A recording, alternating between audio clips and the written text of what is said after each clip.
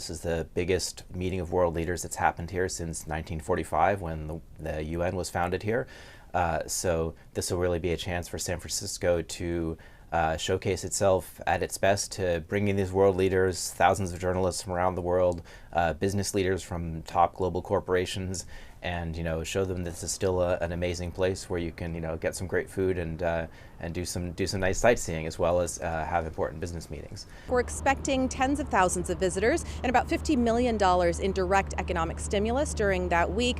Of course, the benefit to the region goes far beyond just that week. We're looking at increasing and deepening economic ties and looking at ways to boost our travel and tourism economy.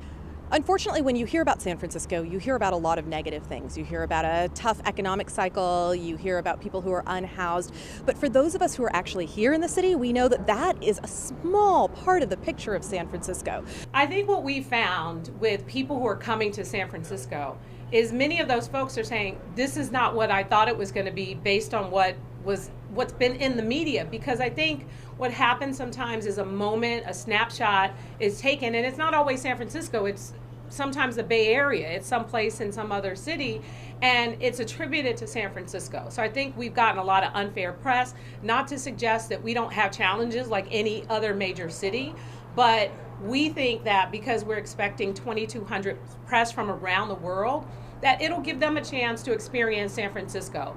People will be disrupted. The main focus that we're all here for is public safety and the safety of this event. There will be places where we won't allow access, and we are prepared to deal with that if we have unhoused people that are displaced.